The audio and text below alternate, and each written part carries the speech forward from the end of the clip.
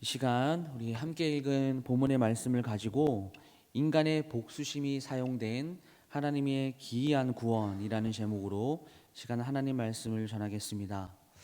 오늘 우리가 함께 읽은 이 본문의 말씀은 인간의 복수심이 어떠한 결과를 낳는가를 보여주고 있습니다. 이를 통해서 우리에게 주시는 오늘 교훈이 무엇일까요? 말씀을 통해서 함께 묵상해보는 시간이 되었으면 좋겠습니다. 오늘 꼬리에 꼬리를 무는 이 복수극은 이 사사 삼손으로부터 시작하는 것으로 우리는 알 수 있습니다. 본문 6절 말씀을 보시면 이 삼손을 이렇게 건드리게 된 원인에 대해서 설명을 하고 있는데, 그의 장인이 삼손의 아내를 빼앗아 그의 친구에게 준 사건 때문에 오늘 이 복수극이 시작이 됩니다. 그러나 사실 이조차도 이 14절 후반부 구절을 보게 되면 삼손이 먼저 원인 제공을 하게 된 것이죠.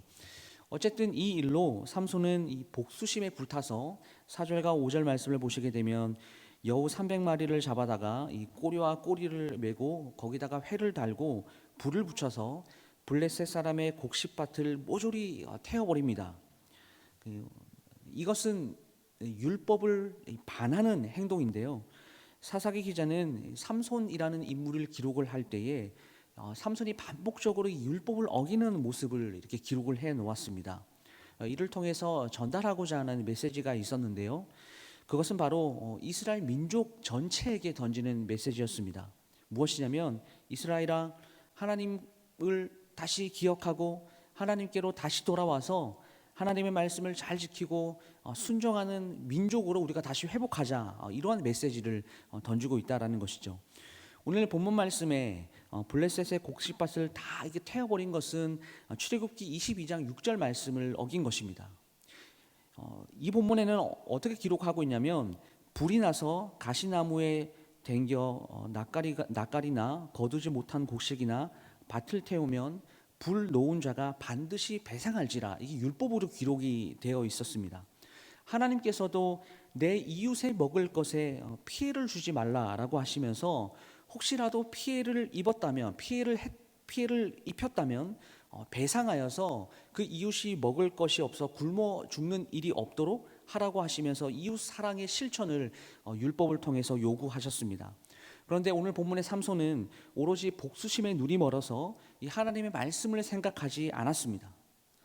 이 복수극은 6절에 장인과 그의 아내를 이 블레셋 사람들이 불태워 죽이는 결과를 오늘 낳게 되었습니다.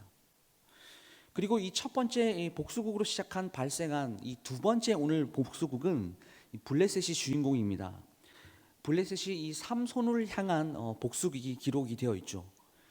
자신의 이 곡식밭을 불을 지른 대가로 삼손을 유다 땅에서 잡아가려고 했습니다. 그리고 이어서 나오는 이 세 번째 복수극의 주인공은 이제 유다 민족입니다. 유다가 이 블레셋이 유다로 올라와서 진치고 있는 상황을 매우 두려워하였습니다. 그래서 블레셋이 삼손을 내어달라는 요청에 응하였고, 삼손을 단단히 결박하여서 바위 틈에서 끌어내어 오늘 블레셋으로 넘겨버립니다.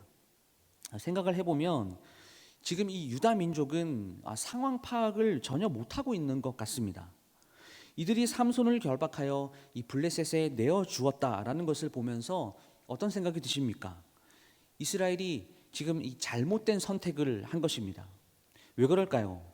하나님께서 직접 세우신 이스라엘의 구원자 이 삼손, 나실인으로서 구별된 삼손을 이 이방 국가에게 내어주는 선택을 했기 때문입니다.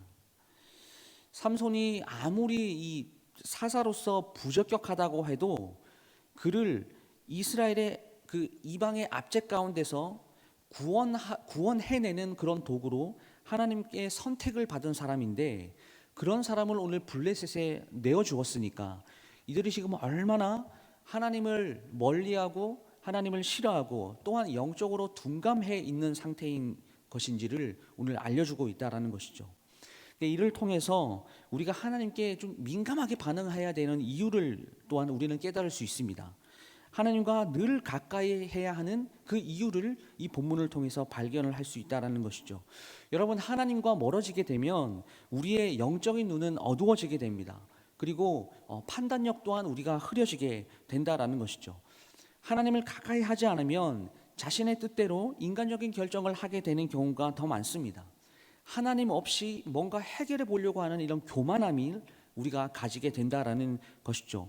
그리고 영적인 둔감함은 결국 죄를 가까이 하려고 하는 우리 인간의 본성을 또한 일깨우게 되는 것이고, 하나님을 더욱더 멀어지게 하게 만들고 하나님이 싫어하시는 결정을 하게 되며 이 삼손처럼 내 눈에 보기 좋은 것을 취하게 되면서 결국 그 길의 끝에는 뭐가 남았을까요? 파멸과 심판이 남을 뿐입니다.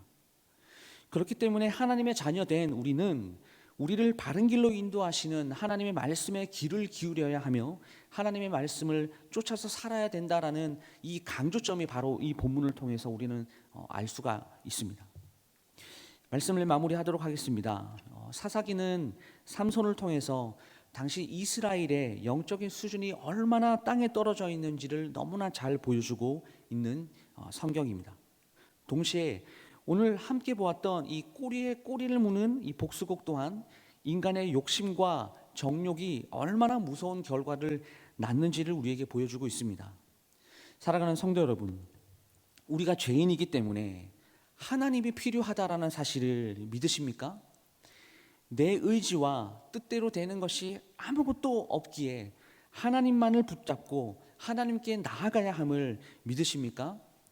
하나님의 개입과 이 간섭, 우리 인생 가운데 하나님의 말씀이 없다면 우리의 생각과 우리의 판단은 결코 하나님께서 원하시고 기뻐하시는 결정을 할 수 없다라는 것을 우리는 기억해야 합니다.